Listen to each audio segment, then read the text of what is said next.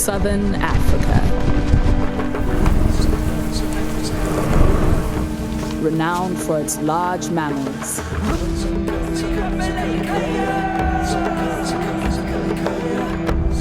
For all its famous animals, there's one small creature that is far more remarkable.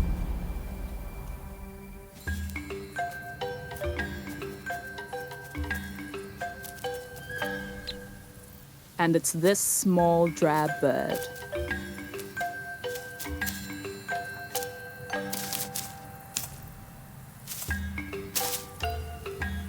It's called a sociable weaver.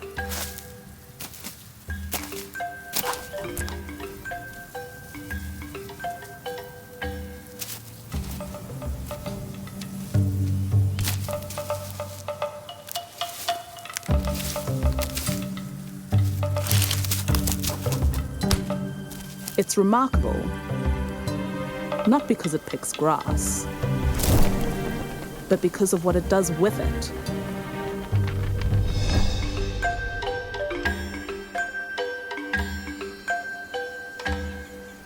Sociable weavers engineer the biggest nests built by any bird. Home to hundreds of individuals and generations of families.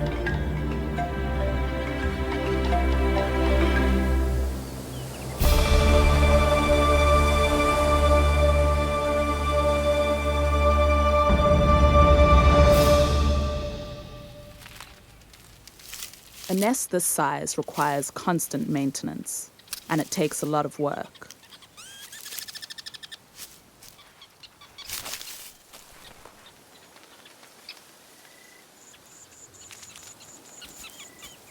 But fortunately, there is assistance at hand.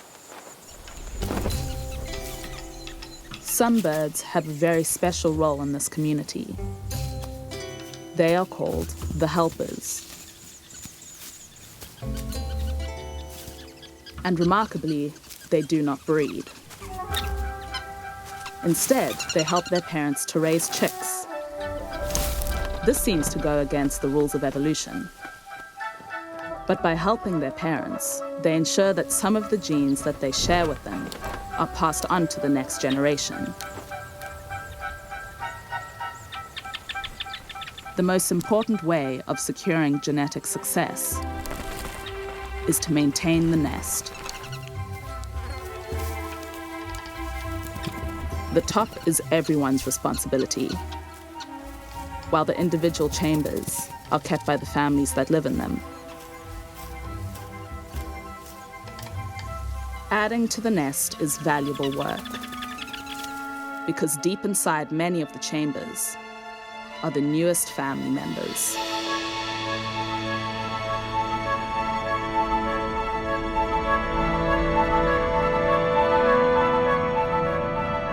It's the complexity of their social life and the way that they breed that makes sociable weavers so unique. And this communal lifestyle has another benefit. When the helpers leave the nest to forage, they do so as a group, making them far more efficient. Families with more helpers get the most food and are more successful breeders. But no society is perfect. And this proximity causes tension between the helpers.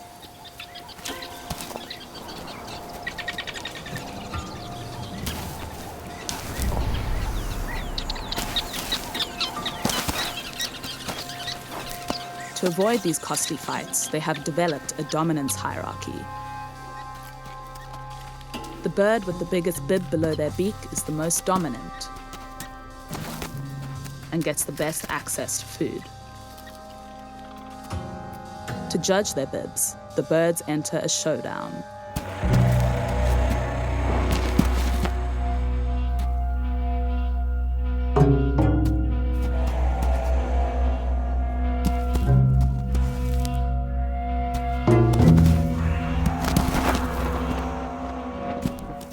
When it's settled, they eat and then return to their families. Families live in tight-knit neighborhoods within the nest. This provincial layout creates fierce conflict, but only the most dominant families can hold the safer, more central territory.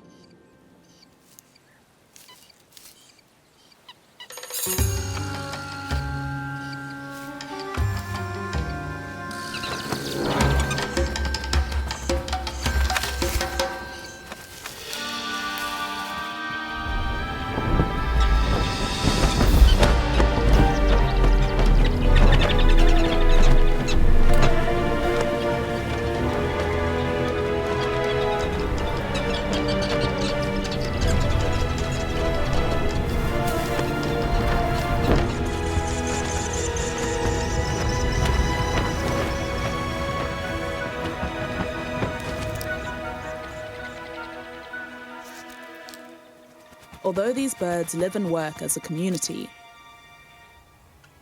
the survival of their own family is clearly the top priority.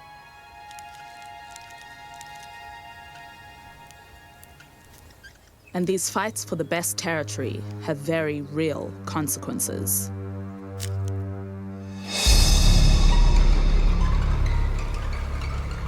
A Cape cobra.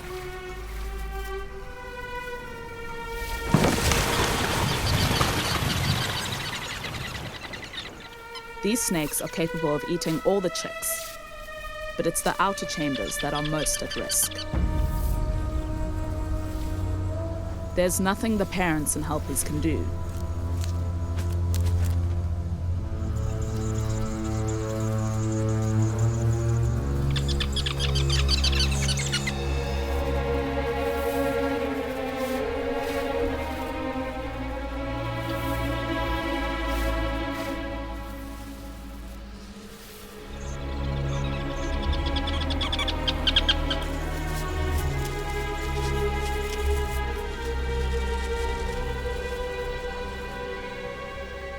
After eating many of the outermost eggs, the cobra leaves.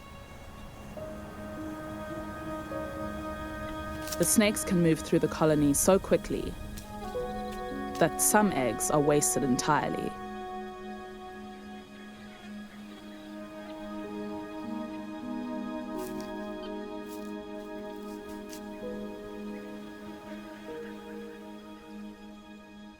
These attacks are devastating for the community.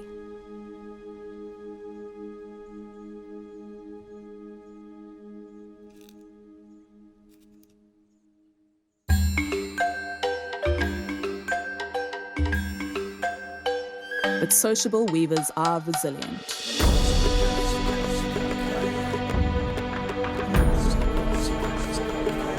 With the passing of time, the community repairs and builds.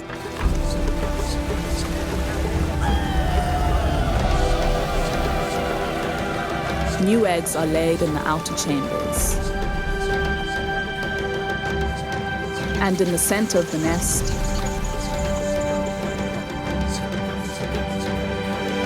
there are chicks.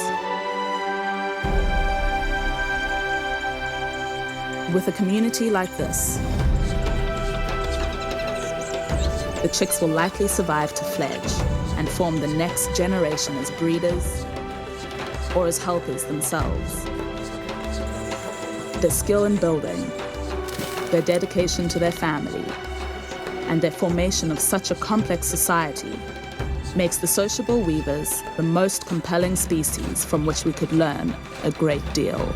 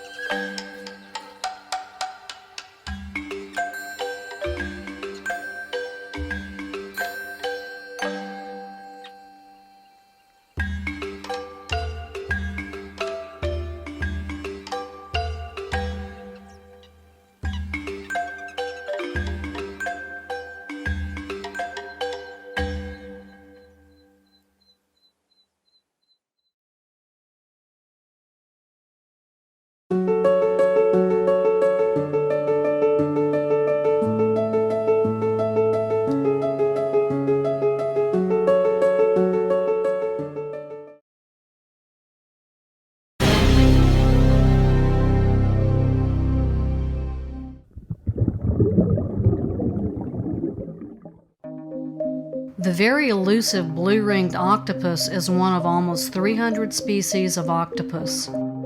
They can be identified by their yellowish skin and characteristic blue rings. During the day, the octopus crawls across the shallow sea floor. Adults range in size from 12 to 20 centimeters or 5 to 8 inches. Females are larger than males. At first glance, this stunning creature looks perfectly innocuous. His psychedelic coloring and small size make him seem more adorable than alarming. But the blue-ringed octopus is in a league of his own. He is one of the most venomous animals in the world. One blue-ringed octopus carries enough venom to kill 26 adult humans within minutes. Fortunately, they are not aggressive.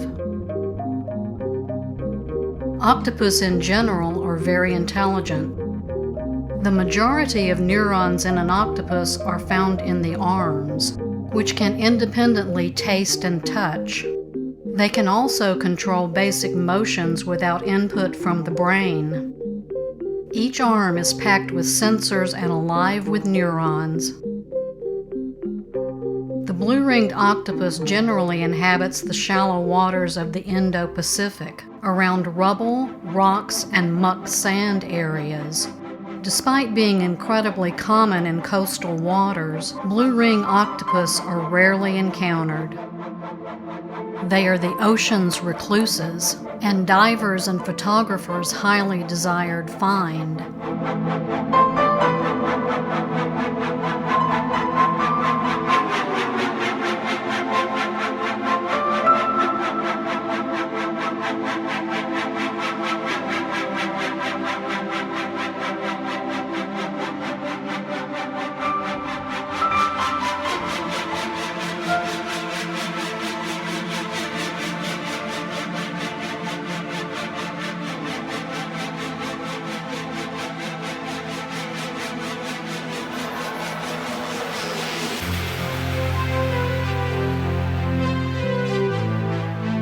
The mating ritual for the blue-ringed octopus begins when a male approaches a female and begins to caress her with his modified arm. He jumps on her, grabs her, and then tries to transfer his sperm packets. Scientists have observed that males don't seem to distinguish between male and female and jump on other males too.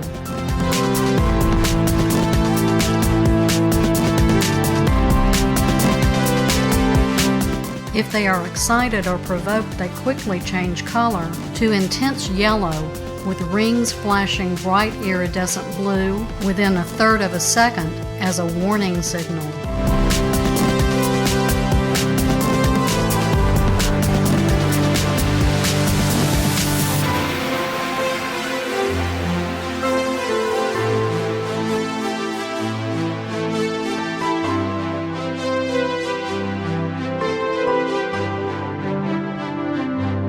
There are so many aspects of octopus lives that we still don't fully understand, but the mere chance to meet one, or even two together, remains a dream for most underwater photographers.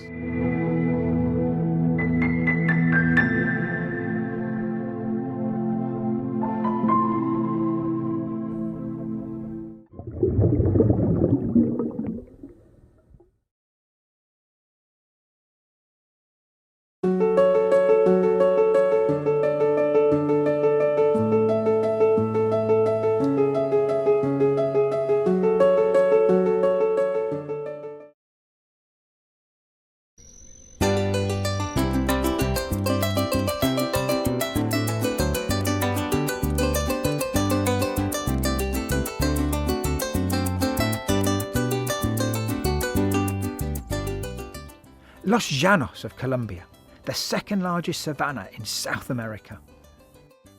Los Llanos, where the seasonally flooded savanna, is a land rich in wildlife, a land rich in traditional culture. Bueno, pues lo que más me gusta estar aquí es como la tranquilidad. Lo que más me gusta de ir a los llanos es el contacto que tiene uno con la naturaleza constantemente, con contacto con la fauna, las aves, los árboles, la naturaleza en sí.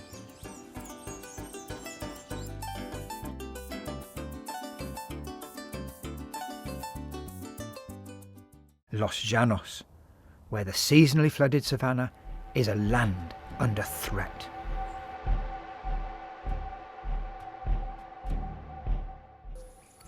Pues para mí una amenaza muy grande son las arroceras, las palmeras. También es una amenaza muy grande las quemas que han venido presentando estos años. Se nos ha quemado las sabanas, los pastos, las babas, la galápaga. Todo lo que está en la sabana se está ardiendo por motivo de los incendios forestales de sabana.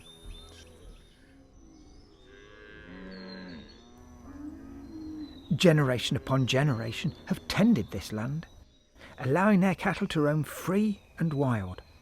And this extensive manner of cattle rearing has maintained the native grasslands, home to many unique birds. The rare Orinoco goose nests in the moriche palm trees that are scattered across the grasslands. Nosotros al ver un moriche, el moriche a nosotros nos representa agua, nos representa vida, nos representa belleza, nos representa economía, nos representa vida, porque del moriche se alimenta el cerdo, se alimenta el venado, se alimenta cualquier cantidad de fauna.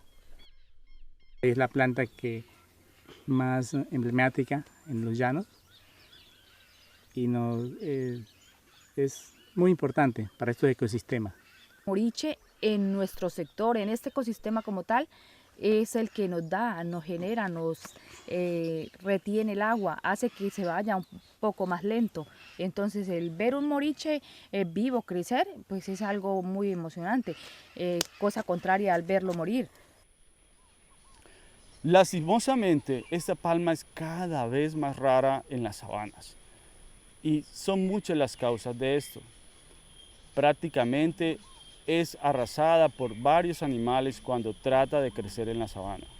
Los frutos y las plantas son consumidas por chigüiros, por vacas y por otros animales. Es por eso que debemos buscar la manera de protegerlas durante su crecimiento. Y una opción es el programa de restauración de moriche, que en la Asociación Calidris venimos promoviendo. One bird that breeds in the shadows of the forest edge is the crestless curassow. Some birds are visitors, like the buff-breasted sandpiper. This bird breeds in the Arctic and spends the winter in South America. Flying between the two is a miracle of endurance. But, like the Llanos, this bird is also under threat. Climate change is reducing its breeding habitat in the Arctic. Native grasslands throughout its range are diminishing.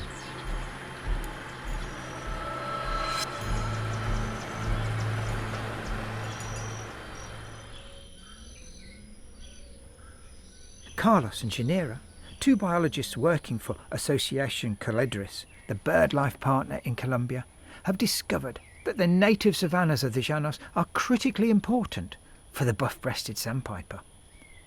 The birds feed on protein-rich insects needed to build up fat reserves, enabling the birds to migrate their huge distances. The rich insect life abounds in these cattle pastures. Carlos and Janira have found that the birds prefer short grass savanna in shallow depressions with water close by.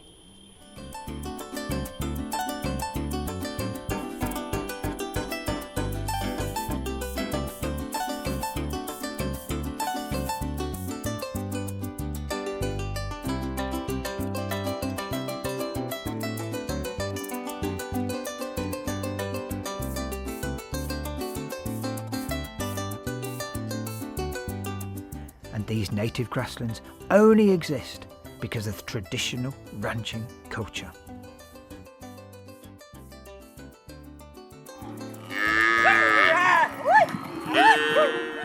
Lo primero es montar a caballo, ¿sí? Para toda actividad, ¿sí?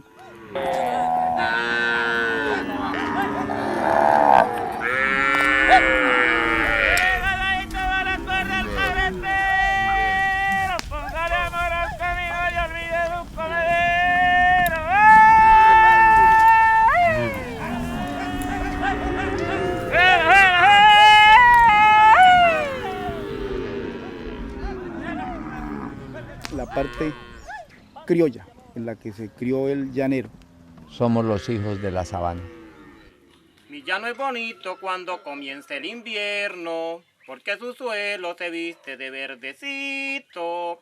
En las mañanas se oye cantar un carrao, será contento porque está el suelo blandito.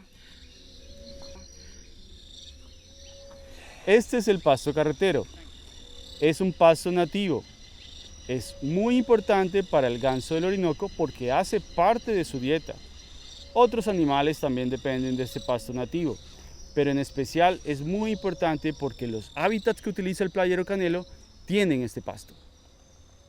Es importante porque el pasto nativo es resistente a la sequía y al invierno y el ganado se sostiene mejor en su hábitat. Entonces esos ganados son más livianos, son un poco más pequeños y pues es el ambiente de ellos acá, es donde ellos han vivido toda la vida. Entonces pues nosotros creo que no hemos nunca afectado el medio ambiente. Ustedes han visto cómo es esta sabana que tiene montes, tiene todo, tiene aves, tiene fauna. No, pues la combinación se da en eso, en poder saber que tenemos que manejar la ganadería conservando lo que hay. El hecho de tener la ganadería en forma extensiva ha hecho que la naturaleza se mantenga, esos ecosistemas donde están las aves, donde están los mamíferos, la naturaleza, las especies nativas de árboles, plantas, se mantengan. El pasto, como bien su nombre lo indica, es nativo de esta región. No necesito transformar los suelos para mejorar pastos. Me requiere de mayor capacidad de animales, me requiere de menos cuidado de praderas, tal cosa. Unlike many places in the world where people live their lives separate from nature, the Llanos is a special place where the Llaneros work in harmony with their environment. The natural savannas of the Llanos are just as important to the wildlife of Colombia as the Serengeti is to the wildlife of Africa. Combinar el cuidado de la naturaleza y la ganadería para mí es una pasión. Es un arte que está metido en mis genes. So it's thanks to the traditional Llanero culture that this unique land is a stronghold for wildlife. Corazón, por ser porfiado te fuiste a la ligera, pensando en ese querer, pasa las noches enteras. Si un día le das libertad, salgamos a la carrera, pero si sigue insistiendo que ella sea su compañera, si la quieres corazón, llévala sabana afuera.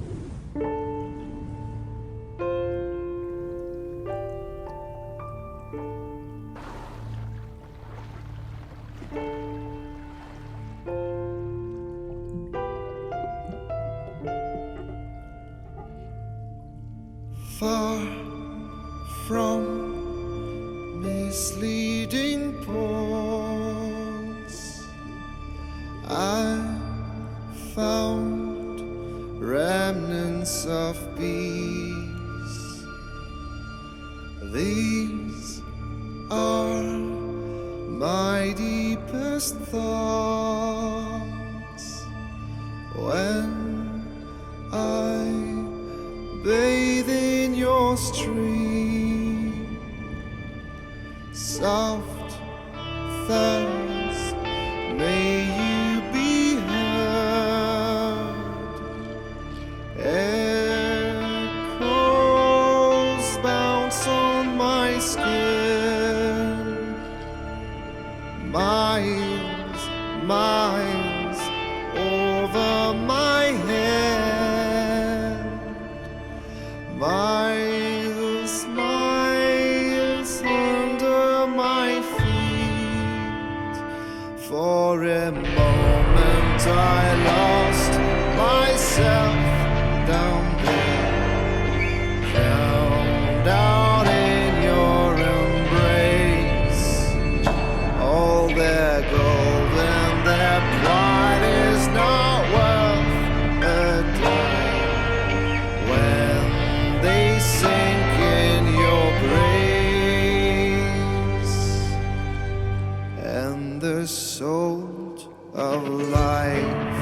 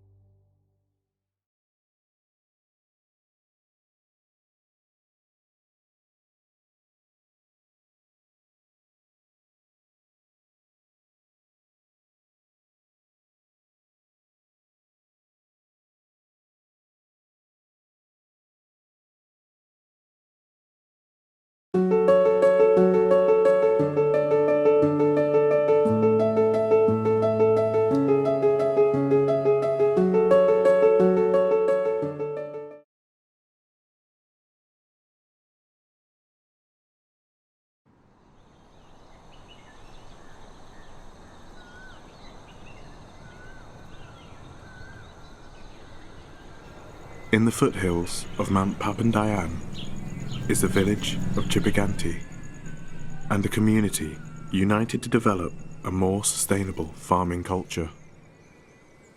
Tenan tina masalah urusan panginten anu ngalarartos mah dina ilmuwan atau napi tina teh dina masalah lingkungan. By avoiding artificial fertilizers and pesticides and planting new trees amongst their crops, the farms have integrated back into the native habitat. This is all made possible because of one high-demand commodity. Terus pekerjaan petani kopi dan sekaligus sebagai pengusaha kopi.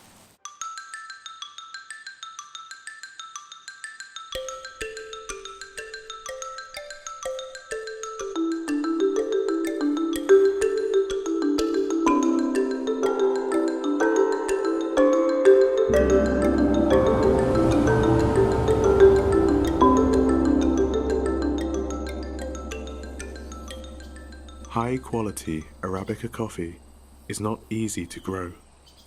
Without a successful pollination, the trees won't fruit, and the flowers only bloom once a year.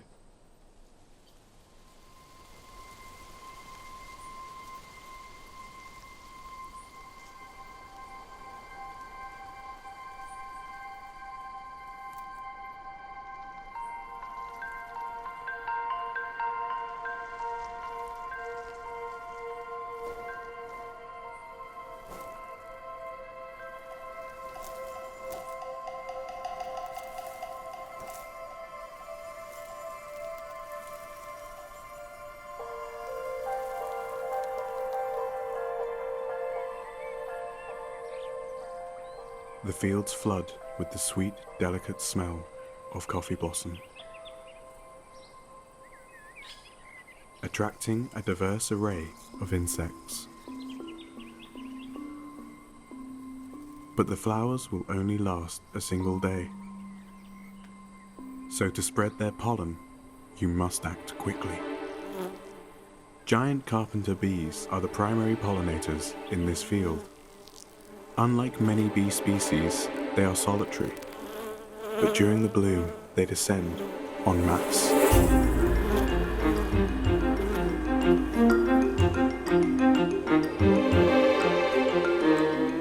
A female can visit thousands of flowers on hundreds of trees in a single day.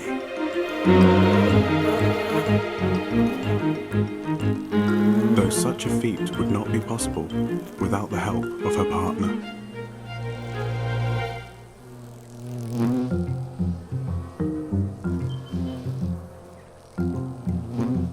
To ensure she has no competition, the male ferociously defends their territory.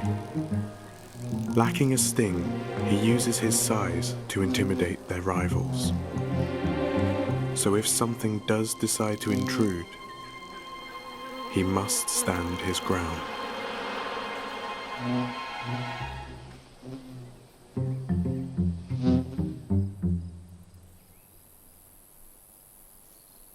Not all insects are beneficial to the farms.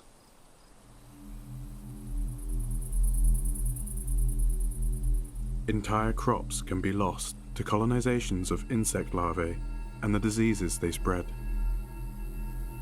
But the overuse of pesticides has led to the dramatic decline of bee populations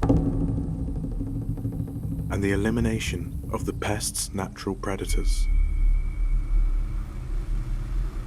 Pesticides have a detrimental effect on everything living amongst the fields.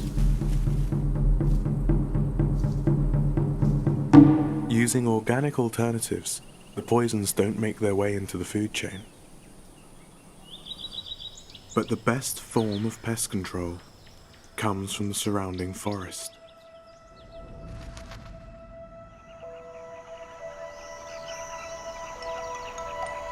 The trees are home to more than 50 unique bird species. Acting as the guardians of the fields, the money they save farmers every year is incalculable.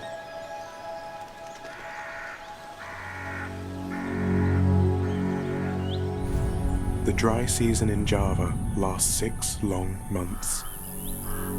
The intense heat leaves open farmland exposed to the elements. In wild fields, canopy cover is utilized to shade the coffee. With their large parasol-like leaves, few trees are better at creating shade than the banana tree.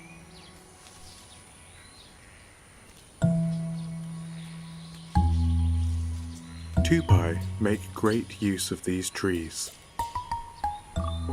not only as a source of food,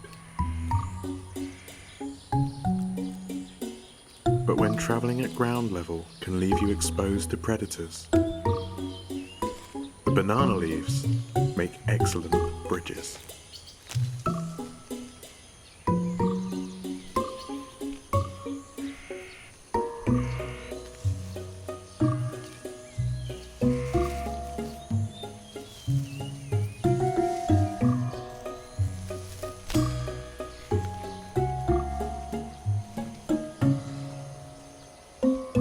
By travelling between fields in this way, tupai disperse seeds and fertilize the soil, helping both the crops and the canopy to thrive. When the rainy season begins, vast amounts of water fall upon the mountains. Without the roots of the forest reinforcing the topsoil, mudslides are common. But it was once believed they were caused by something else. Masalah kukang, hiji upami darahna atanapi buluna ragrag di salah satu tempat, tenan upami darahna ragrag dina bukit-bukit atanapi gunung-gunung gitu, bisa saurna gitu bisa longsor tak gitu.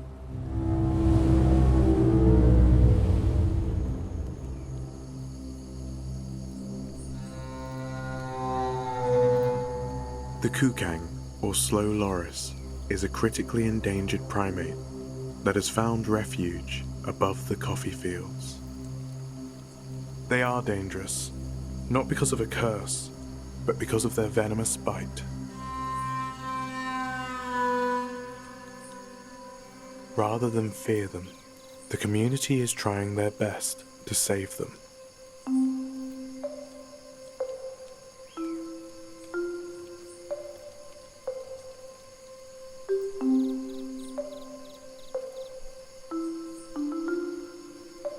The new trees and water lines established by the farmers allow the loris to roam freely over vast territories, helping wild populations to rise.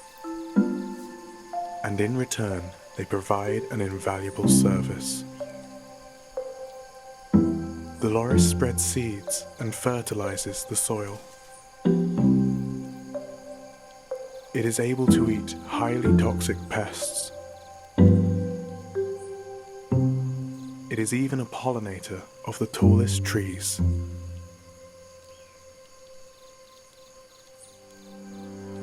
Tak gitu. Insya Allah eta ngitina teh alhamdulillah aya mangpaatna gitu. Margi ku mangpaatna kieu. Krek ayeuna we upamana teh lamun dileuweung upamana teh berarti lamun dek dibinasa teh teu meunang eta mah bisi ragrag getihna kumaha kitu kieu bisi nyelakakeun tuh pantos dilindungi ku masyarakat oge tah kitu mangpaatna.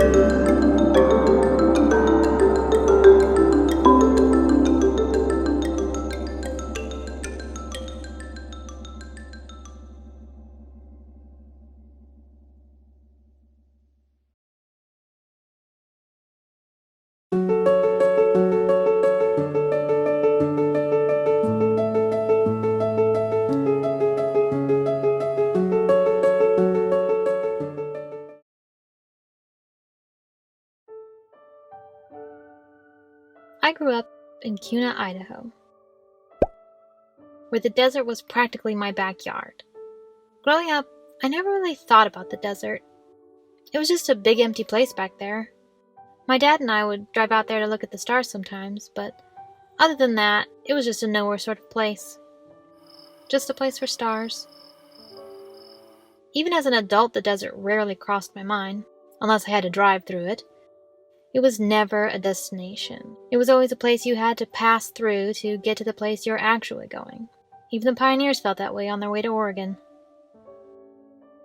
It wasn't until I became a student of biology that I learned about the magic of that big empty place. Turns out, biologists have been studying it for decades. There is a mountain of research about this place, yet I never learned about it growing up. It felt like they had kept this big secret from me, and from everyone else I knew. How could I grow up in a place for 20 years and yet know nothing about it? So it's about time that big secret was revealed, because our desert is unique and beautiful, and it's in trouble.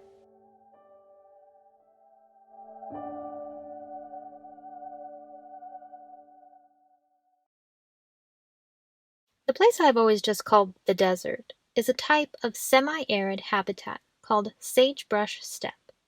The word steppe means grassland, so it's basically a shrubby grassland where the most common shrub types are, as you can probably guess, sagebrush. And this habitat covers a huge portion of the western United States, about 62 million acres. It spans 11 states and 2 Canadian provinces. Unlike arid desert climates like the Sahara Desert in Africa, a semi-arid desert isn't dry all the time. There is just enough water to support perennial shrubs and bunch grasses, but not quite enough water to support trees. Sagebrush steppe gets almost all of its moisture during the winter in the form of snowpack. As the snow melts, it supplies water to the plants and animals throughout the spring and into the summer. The native plants of the sagebrush steppe are well adapted to this water cycle. They have huge taproots that go deep into the soil to capture moisture, and most of their growth and germination happens in the spring before the whole place dries up. These populations of shrubs and bunch grasses support a plethora of animal species. Notably, the 2 poster children of the sagebrush steppe are the pygmy rabbit and the greater sage grouse. So pygmy rabbits and sage grouse both are pretty unique in that they're really tightly coupled to the sagebrush ecosystem. They only live in sagebrush. For part of the year, almost their entire diet is sagebrush. These species are called sagebrush obligates. So it means that they cannot occur without sagebrush, and so they are completely dependent on sagebrush. If there's no sagebrush, that species is not going to be there. It's not just obligate species that need the sagebrush. Hundreds of species rely on it directly and indirectly, from insects to birds to large mammals. That big place I always thought was empty, turns out it's not empty at all. But the pygmy rabbit and the sage grouse are especially sensitive to changes to the sagebrush steppe because they are so dependent on it. They really do well and are most common in very undisturbed versions of a sagebrush ecosystem. When a sagebrush system starts to get degraded, they're one of the first species that starts to disappear. So they're considered a bellwether. They're kind of the canary in the coal mine for the sagebrush ecosystem. Unfortunately, the sagebrush steppe that the pioneers saw when they headed west looked very different than much of the steppe today. Only about half of this ecosystem remains intact, which is pretty bad news for species like the pygmy rabbit and the sage grouse. But what happened to this habitat? Before European settlement, natural grazers west of the Rocky Mountains included ungulates like deer, pronghorn, and elk. As European settlement spread across North America in the 16th and 17th centuries, they brought their animals with them. Cattle, horses, sheep, and goats were introduced from Mexico to the southwest in the early 1700s. Back then, there was zero management of rangelands. Settlers crammed as many animals onto their lands as they possibly could. The Louisiana Purchase in 1803, the signing of the Homestead Act of 1862, and the expansion of the railroad led to an even greater push into the west. Cattle quickly grew as one of the most economically important uses of rangelands, and by the 1890s, there was an estimated 26 million cattle and 20 million sheep grazing the arid lands of the west unregulated. In the 1920s, concern about overgrazing was mounting. The Taylor Grazing Act was passed in 1934 to try to protect the remaining unclaimed land by setting up grazing districts and regulations. The Bureau of Land Management was established in 1946 to manage those grazelands. But it was already too late for the sagebrush. Decades of mismanagement had transformed millions of acres of unbroken sagebrush and bunch grasses into a sea of exotic weeds and annual grasses. The most notorious of these weeds is cheatgrass. You may know this grass. Its seeds often get stuck in your socks and shoes when you go on a hike. Cheatgrass was probably brought to the West in contaminated grain seed and was established there by the early 1890s. This grass has a completely different life cycle than the native plants of the steppe. Unlike perennial shrubs and grasses with their long taproots, cheatgrass is an annual plant with short, fibrous roots. This means that it is the first one to get all that spring runoff from the snowpack. It hogs all the water and other nutrients in the soil before new bunch grasses and shrubs can even get started. Not only that, this invasion of annual grasses has changed the natural cycles of the sage steppe ecosystem. The annual grasses also change the fire regime and make the fires more frequent, more likely to start, and larger in extent when they do start. And they spread faster and they burn hotter. In healthy sage steppe habitat, the brushes and bunch grasses grow in clumps. This helps reduce the spread of fire because the fuel sources are patchy and spread out. The annual grasses grow in between these clumps, forming a continuous carpet for the fire to travel on. They also germinate, grow, go to seed, and are dead by early spring, leaving lots of dry material around just in time for the hot, dry summers. With all that tinder, when lightning strikes, a large fire is inevitable. Large, stand-replacing fires used to be uncommon in the sagebrush habitat. They might only occur every 30, 50, or 100 years. But in areas that have been invaded by exotic annual plants, large fires can happen as frequently as every 5 years. Sagebrush and bunch grasses just aren't adapted to such a short fire cycle. It takes them decades to recover from fire, but the annual grasses can return within only one season. So once the shrub steppe is disturbed and exotic weeds move in, it's very difficult or impossible for the native plants to come back, even if the native plants do grow back. If cheatgrass or other exotic grasses are present, it's only a matter of time before fire will wipe them out again and the process starts all over. It's a vicious cycle. And right now, fires are removing large areas of sagebrush. So there's a concern for species that live in the sagebrush, and especially sage grouse and pygmy rabbits, which live only in sagebrush habitats. These changes are just one of the many threats against the sagebrush steppe.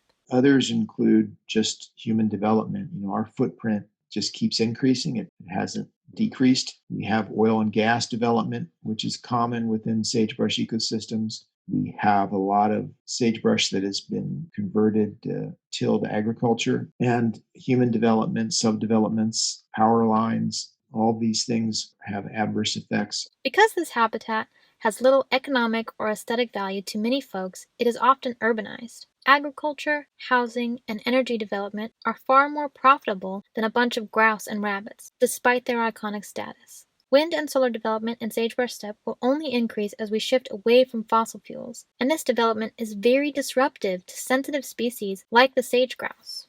They're one of the most sensitive birds. They just don't tolerate disturbance as well as almost any other bird. They disappear pretty quickly when there's a fair amount of human development. But the primary economic use of sage steppe habitat is still as rangeland. Domestic livestock grazing occurs almost ubiquitously with where sage grouse occur. There's hardly any places where sage grouse live that don't have domestic livestock grazing. Ranching is a vital industry for the economics of the western United States. Much of the sagebrush steppe is remote and rugged, making it difficult to adapt for other economic purposes. Sometimes grazing is the only viable use for these lands, but the impacts of grazing on sage grouse and other species living in the sagebrush steppe are not totally understood. The relationship between sage grouse and domestic livestock grazing is clearly not simple. There are many facets of livestock grazing that are thought to have adverse effects on sage grouse, but there are other facets of livestock grazing that are thought to be a positive influence on sage grouse. And we really have very little data on any of those facets. That's a question that doesn't have a very clear answer, and that's why we are focusing a large research project on that very topic. The sagebrush ecosystem, even though it covers a very broad area of the western United States, has really been altered and changed in very many ways and continues to change. So what can we do to help this unique and troubled landscape? Well, researchers are already doing a lot. Some of that research is to help us better understand what makes good quality habitat for the species that live there. We're interested in habitat, and we're interested in understanding how animals perceive the habitat. When you and I look across the sagebrush, it looks pretty much the same. And to the animals, it's absolutely not. I mean, there is a lot of subtlety as far as quality of habitat. One way to understand what makes habitat good or bad is by studying how animals literally see the habitat. This is called viewshed ecology. Viewshed ecology, it's the study of what animals can see in their environment and how that visual information influences their behavior and also their interactions with the environment. Most animals use visual information to make decisions, but how they use that information is different depending on the animal. Sage grouse, for example, perform mating displays that they want other sage grouse to see, but that also means that predators can see them, so they want habitat where they can be in the open but also see the predators coming. Pygmy rabbits, on the other hand, use camouflage to hide from predators, so they want habitat where they can hide but still see predators coming. So viewshed is really important whether you have a very large viewshed or a small viewshed. And what's challenging is figuring out how to measure that from the animal's perspective, and that's what we're trying to do here. Dr. Racklow and her team are using LiDAR to model pygmy rabbit burrowing locations to try to understand what it is about those locations that the rabbits find appealing. They want to see what the rabbits see when they look through a clump of sagebrush. LiDAR uses lasers that bounce off of objects back to a sensor. The time it takes for the laser to hit the object and return to the sensor corresponds with how far away that object is. This creates lots of data points that they put into programs that create three-dimensional clouds of data. These 3D models help them figure out the nuances of the habitat that the rabbits like. A lot of sagebrush is changing. It's changing because of fire, because of invasive plants, because of land use change. And there are a lot of efforts to restore sagebrush, especially after the big fires we've had. If we want to have a target for restoring sagebrush that's healthy for the animals that live there, we need to know how do they use the habitat? What is good habitat? But all that science won't do the sagebrush step any good if we don't use that information in management. We can't make good decisions without good science, and good science isn't something you can do in a year or two. You need dedicated people collecting a lot of data in a transparent and objective way. And that's the way to make informed decisions such that hopefully all stakeholders can get behind good science and say, yeah, that is good science. That's not something that our experts can poke a hole in because it was done incredibly well. That's obviously the role of the university and agency scientists to ensure that we do work on these topics that are affecting legal decisions and policy decisions now and in the future, instead of trying to shy away from that because it's too politically charged. We need to be doing more science and more rigorous science to address those issues. Voting for representatives who support the scientific management and conservation of public lands is one powerful way that the average citizen can help the sagebrush. By supporting science, we can support ecosystems we care about. Before I learned about the sagebrush step, I couldn't have even told you what a sagebrush looked like. But when I got out there, in the sagebrush, and really experienced it, my perspective of the desert was forever changed. It's an ecosystem that deserves to be known, that deserves to be cared about. It is the symbol of the West. It's our heritage. With everyone I've ever talked to who has spent any time at all in the sagebrush steppe, the sentiment is the same. You can't understand or appreciate the sagebrush steppe by driving past it on the highway. A lot of people see it as wasteland or not an attractive environment. But if you get out into the middle of a pristine sagebrush ecosystem, it's truly beautiful. It's diverse. The plant diversity is incredibly high with beautiful wildflowers. The smell of wild sage is magical. It's wonderful. I wouldn't trade it for anything. It's beautiful in a different way. It's beautiful in a not obvious way. The sagebrush system to me is a system that has all these little secrets that aren't obvious, that you have to look for them, and the beauty is the same. And so for me, it's an important ecosystem for the West, it's important for people, it's important for wildlife, and it's one that's a little bit secretive.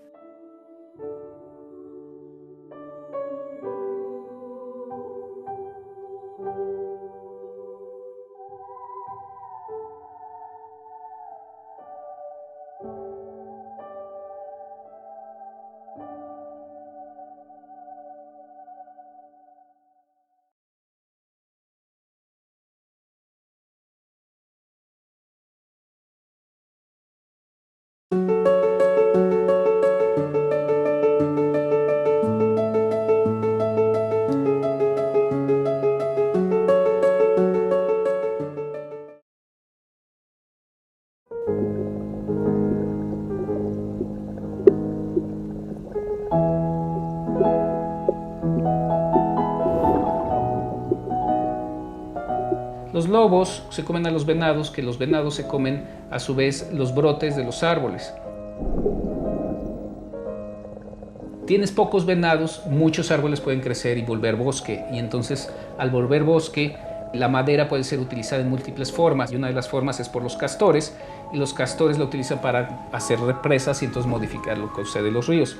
Todo eso sucede a partir de que el lobo existe. Lo mismo pasa con la presencia de ajolotes.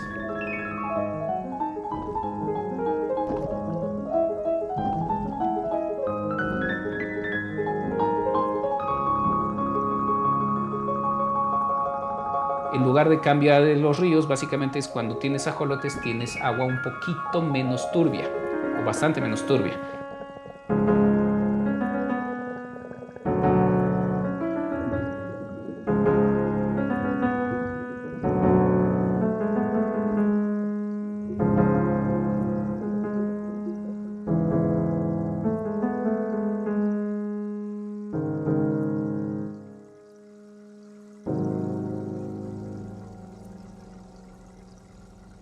A nivel del ecosistema es, tú ves un ajolote, te está diciendo mi ecosistema está sano, el agua está bien, que el que tú lo tengas es un sensor ambiental, te está diciendo donde hay un ajolote y hay agua, con poco manejo de esta agua puedes obtener un agua de excelente calidad para la producción de alimentos.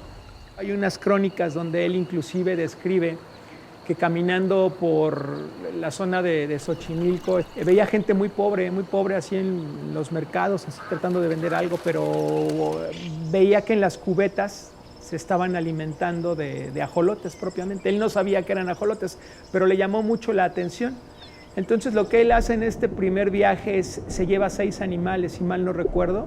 Obviamente son ajolotes muertos, y él lo que hace es se lleva estos primeros animales a Francia y se los entrega a Georges Cuvier.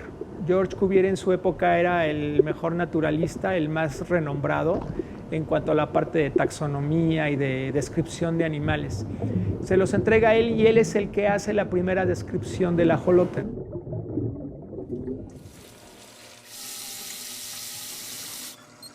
Es una especie endémica que habita en Xochimilco, solamente en esa zona del lago de Xochimilco, que se ha reducido muchísimo.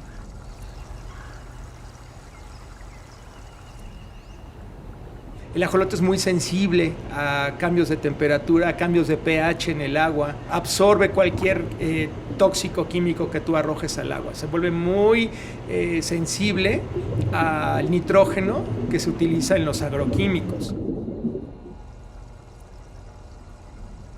Sabemos que Xochimilco, el problema son las aguas tratadas, que es con lo que hoy se abastece Xochimilco. A alguien se le ocurrió que para beneficiar a los pobladores de Xochimilco sembraran tilapia y carpas.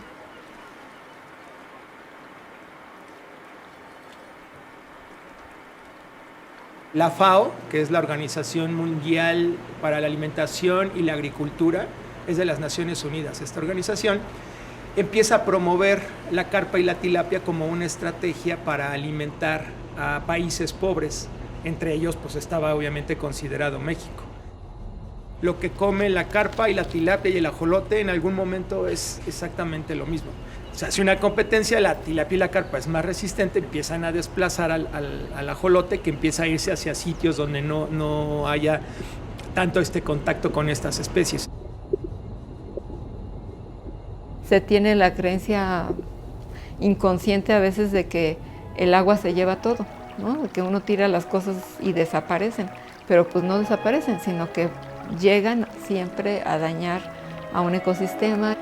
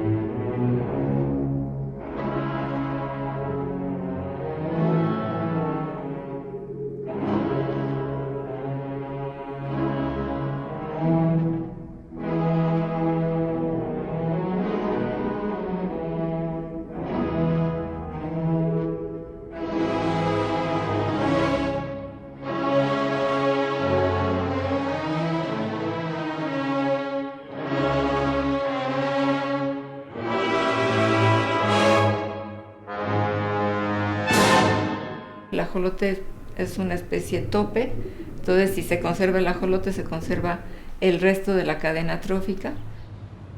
No se limita a una problemática de tipo biológica nada más, ¿no? Sino que trasciende y llega a ser una problemática para toda la Ciudad de México. Tenemos que pensar en rescatar el hábitat, y el hábitat es Xochimilco. Entonces, la siguiente etapa social, es decir, ¿qué es Xochimilco para nosotros como sociedad? O modificamos nuestra visión de Xochimilco como un lugar, por un lado, ecológicamente de gran importancia para la ciudad y por otro lado, culturalmente de gran importancia para la ciudad. Si logramos conservar el hábitat para el ajolote, hay muchas otras especies de vertebrados y de plantas y animales que se van a beneficiar. Entonces, el ajolote es como nuestra bandera, como el animal que ponemos al frente del lugar, pero atrás de él está todo su hábitat y todos los animales que conviven ahí, y el hecho de conservar al ajolote implica que vamos a conservar muchas otras especies y su hábitat. Si tenemos ajolotes alrededor de nuestra chinampa, la calidad del agua es lo suficientemente buena como para producir chinampería sin fertilizantes, sin pesticidas, sin contaminantes. Si ajolotes viven ahí, pues quiere decir que puede haber agua de suficiente calidad para producir lechugas, rábanos, jitomate, milpa, que es todo lo que producen los chinamperos. Entonces el beneficio ecológico ahora es diferente al beneficio ecológico anterior, pero es igualmente importante ahora. Nos está ayudando a reactivar la producción chinampera. ¿Qué podemos hacer? Una, pues es ir a Xochimilco no como el lugar de la cantina flotante más interesante del sur de la Ciudad de México, sino como el lugar ecosocial y ecocultural más importante del país.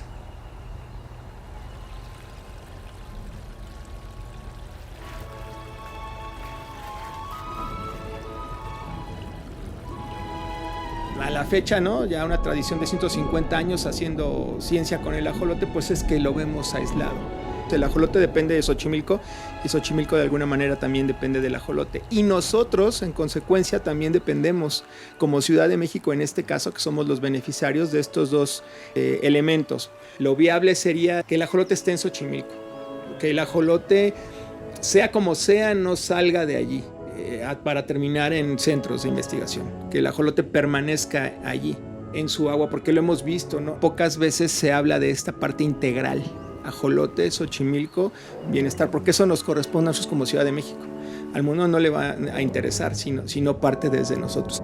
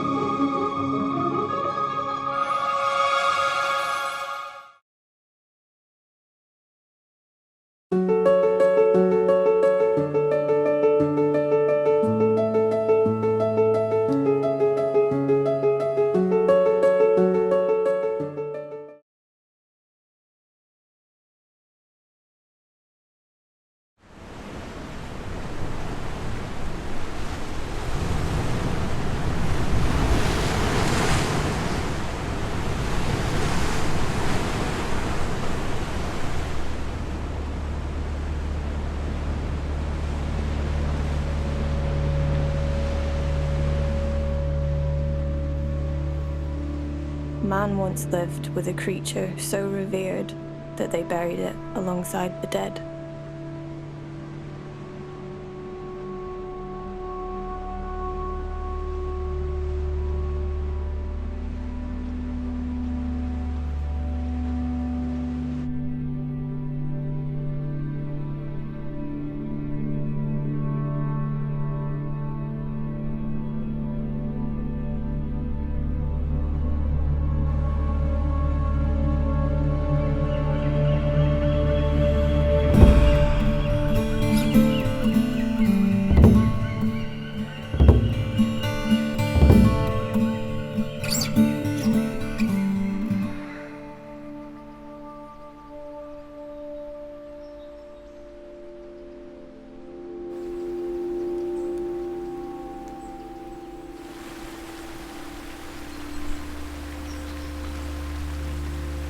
The temperate rainforest once covered Scotland.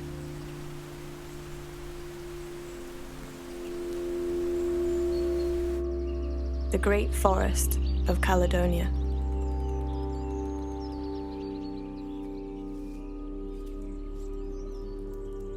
A thriving ecosystem kept in balance by its apex predators.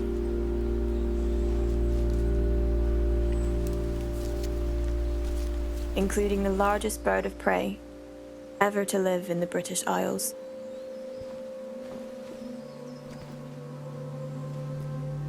The white-tailed eagle.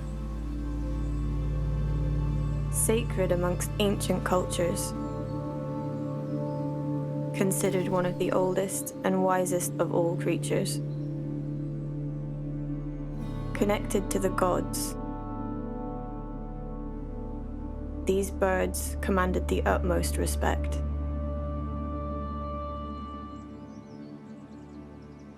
But something changed.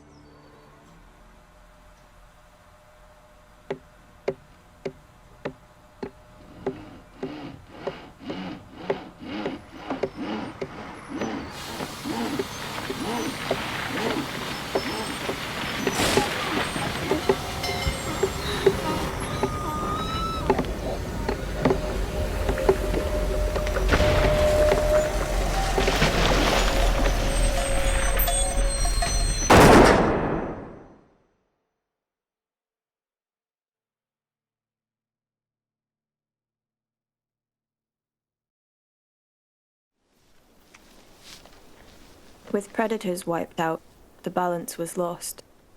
Vegetation was overgrazed. The forest never grew back. Today, just 1% of the Caledonian forest remains. There is growing pressure to rewild Scotland, rebuilding the ecosystem that was once here by bringing back eradicated species. But having been gone for hundreds of years, do predators like the white-tailed eagle still belong in Scotland?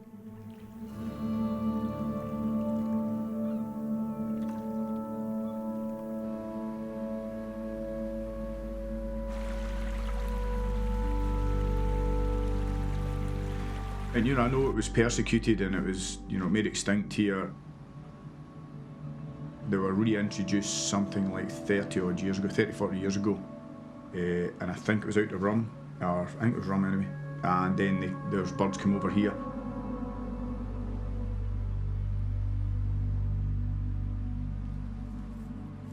From there, Mull really seemed to become a hotspot that really suited them. As a reintroduced species, they're a real success story as regards to that. The birds really throve here.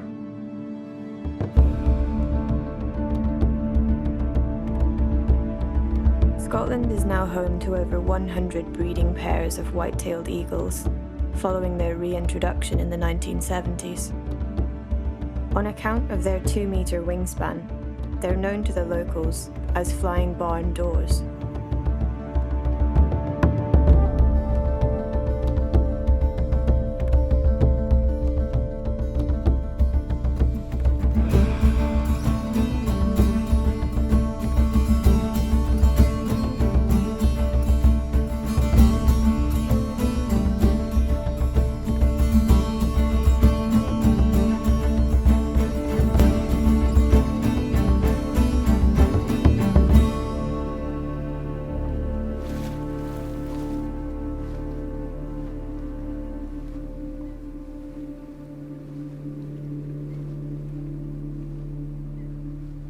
Yeah, rewilding it's a trendy word, and I think you have to look at that really carefully. My opinion on the seagull is it's not my favourite bird. The big impact is during the lambing period. These yows we have here, they've been looking after themselves in these hills for the last 200, 300 years. So at lambing time, we don't interfere too much, but that does leave them quite open to predation. We've had, 30% losses in varying years. And we've done a few trials, tried to lamb earlier in certain bits, which hasn't worked for us at all because the eagles just focused in on that area and that really brought us down. We did get a big hit there. I'm Ian Mackay and we farm on Turlois Farm, which is in Isle of Mull. I've been in Mull now roughly 20 years. And we've actually been farming here at Turlois for I think the last 15 years. Farming is a very, it's like a vocation. I've never woken up a day in my life and thought I was going to work. This is what I do. This is my job, it's my hobby, it's my life. It's my livelihood. When a lamb is taken, it does have a personal effect on you, not just because of the financial effect.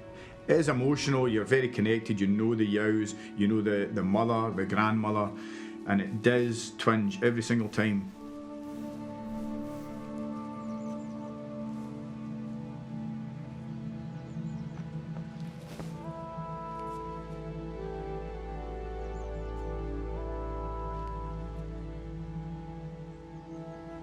Part of the reason that seagulls are able to maintain their numbers here because of the agricultural practices that take place here is not despite farmers, it's actually because of a lot of them. We are maintaining its numbers because we lamb in these hills and they can take the lambs as feed for themselves. And there is a good food source there. We're not the terrorists to the ecosystem that a lot of people think we are. Some of us are really concerned about how the environment's been affected by what we do. So we don't all want to shoot seagulls and see no predators, and we want to just farm in a kind of very sterile environment. What a boring place we would live in if it was all just human beings running about.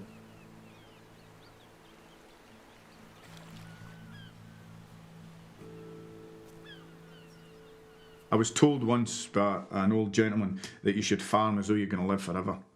You want to make sure you're farming not for short-term gain, but for long-term levels of production that are sustainable. So it's crucially important that as farmers we look after the environment we work in. We need to have a huge amount more respect for them. The ecosystem that's here as well, the key species that live here. I don't think we can control. We need to understand ecosystems and let them develop themselves. We've got to get a balance somewhere between the environment and farming and people and everything. It's not a question of, oh, will it happen, won't it happen? It actually has to happen. We have to respect all wildlife and we have to live together with it in order to come to some more sustainable relationship with the environment.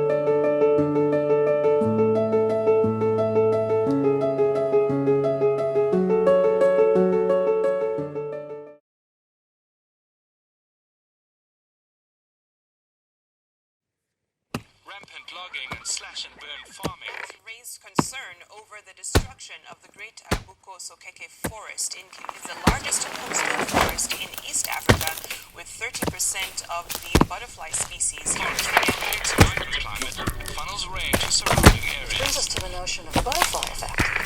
Seemingly insignificant events. Illegal logging despite the goodness. Abuko-Sokeke, famous for its unique flora and fauna, is also underfed.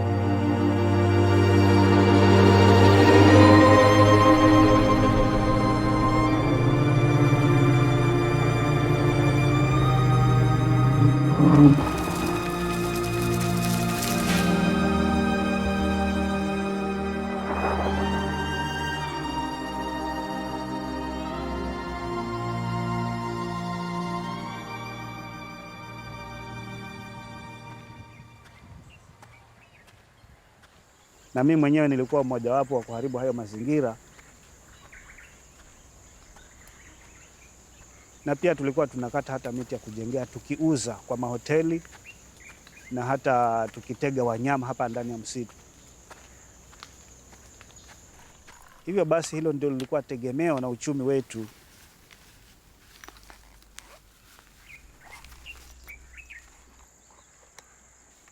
Nimekuja nikabadilika na sasa nimeona manufaa makubwa sana kwa kusimama na uhifadhi wa msitu wa Arabuko.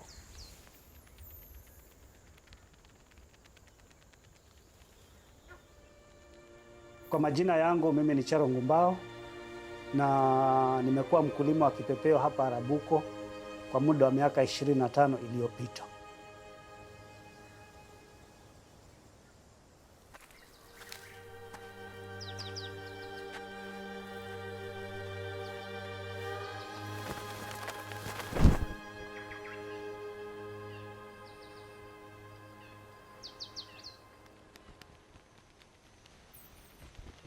Ufugaji wa kipepeo hapa Arabuko tumeita ni dhahabu, kwa sababu kuna vipepeo ambao wako na bei ya juu sana.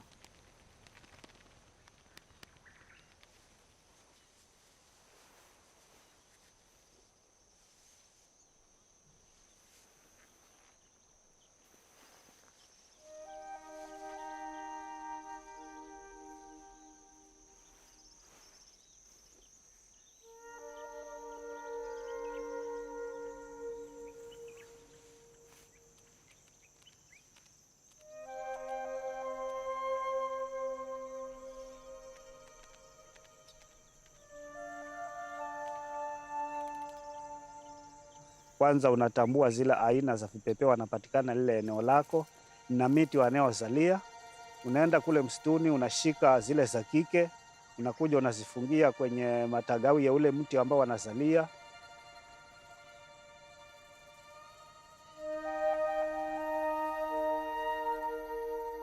Baada ya siku 2 wanazaa mayai. Mayai yanahachi baada ya muda wa siku 3, yanajiungua baada ya muda wa siku 3, halafu yanaanza kulisha.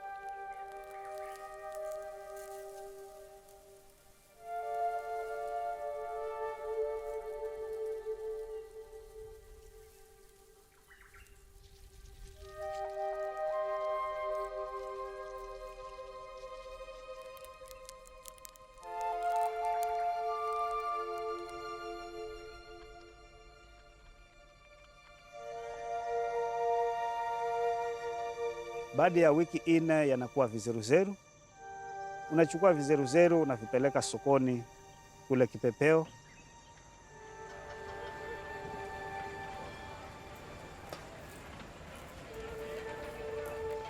Halafu kipepeo nayo inachukua vile vizeruzeru inauza kule Ulaya.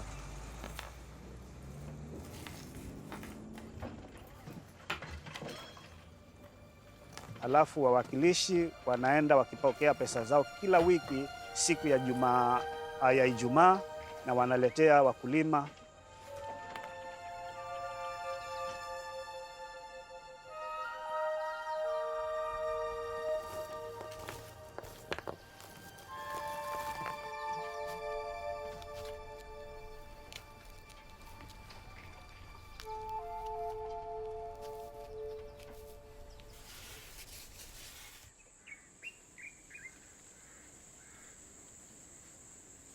Mimi nasema ya kwamba ufugaji wa kipepeo upande wangu umebadilisha maisha yangu, kwa sababu sasa hivi hata najipatia mapato, watoto wanasoma, chakula ninapata, na pia hata nimesaidika kujenga nyumba ya mabati.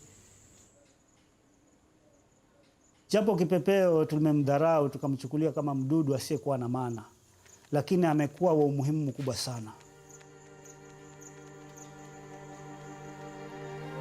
Bila msitu huu maisha si mazuri, na nataka kusema na kuweka wazi ya kwamba unapoharibu mazingira, hayo mazingira yatakuharibu. Tumeangalia na tumeona nchi zilizoendelea waliangamiza misitu, na wakati mwingi kuna vimbunga vinavyopiga nchi zile. Msitu wa Arabuko Sokoke ni msitu muhimu sana, si kwa Kenya tu peke yake ama kwa wafugaji wa kipepeo, bali kwa ulimwengu mzima. Ndiposa basi tumeungana pamoja ili kuhakikisha kwamba msitu huu unalindwa ili unufaishe vizazi vyetu na vizazi vinavyokuja na pia ulimwengu mzima.